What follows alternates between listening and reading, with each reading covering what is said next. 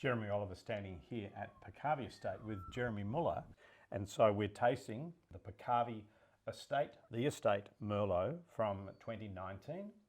And this is, a flagship wine of Peccavi along with the Estate Cabernet Sauvignon, the 2020 we've tasted recently together. This wine is simply astonishing because, it really places clear daylight between Peccavi, your business, your brand, your property, and any other Australian Merlot producer, in my opinion.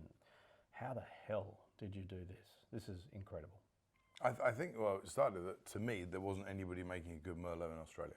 Mm-hmm. And so I was like, well, Margaret River has some, like literally, we have some of the best Cabernets in the country, some of the best Chardonnays in the country. This is one of the greatest. And also the soil type and the sort of microclimate to Bordeaux, it made sense we should be able to make great Merlot here. Then when you think about it, that previous to the latest Burgundy sort of spike, the two most expensive wines in the world were both from France, Le Pen and then Petrus, 100% Merlot. Then if you look at Italy, the most expensive wine, 100% Merlot, Meseta. So many of the world's greatest wines are 100% Merlot. And yet Australia, people think of it as like a $25 wine. It just made no sense. And so what I would look to do was why, and I sort of did a lot of research, found out a lot of it was down to clones. So then went out, used some contacts in France, and was actually then able to work with a local sort of nursery here.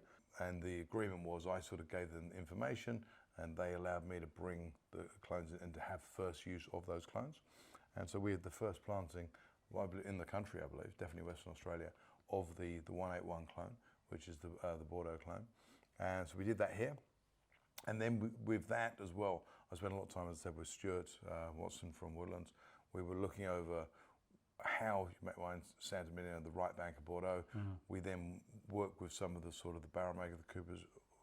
From there, we have these specific Merlot barrels we've got hold of. We've got the equipment, and literally this is it. So it was sort of something I sort of thought about 15 years ago, and it's taken that long to.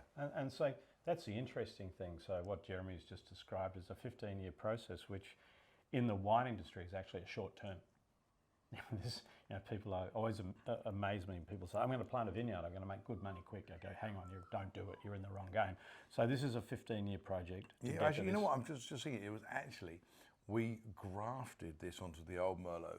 That would have been done 14 years ago. So it's actually so probably 18. Yeah, thinking about it, would have been at least 18 years ago. Wow. So it's 18 years to get to where we are now. Wow. And where you are now this is almost essential Merlot in the purest form of that word. It's essence. Like you've got the dark Morello cherry, you've got the blood plum, beautiful floral qualities to it. You've enhanced this with really, really smart tight grained oak. Yep. Slow release oak. But it's got the body to it as well, right? And this is what Merlot, a lot of the time here, people just use it to blend, to soften Cabernet. This elevates. It's big. It's big and round and voluptuous mouth-filling. I've watched this wine actually over the months, as you know, Jeremy.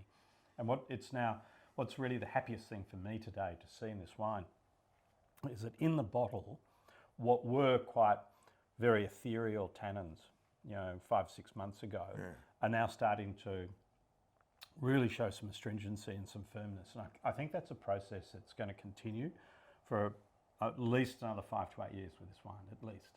And I think this is just going to become more and more classical. When tasting this wine last time I saw it, I thought, look, there was a tiny weakness to it. The structure wasn't quite where it could be.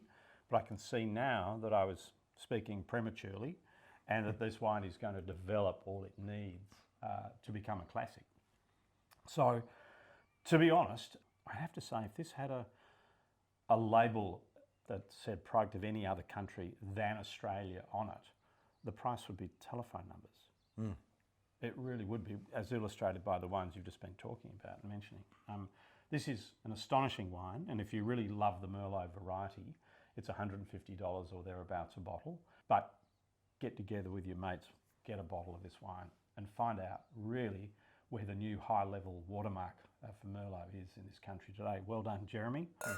And look forward to seeing you and buying this and other wines from Peccavi at Oliver's Wines through our online store.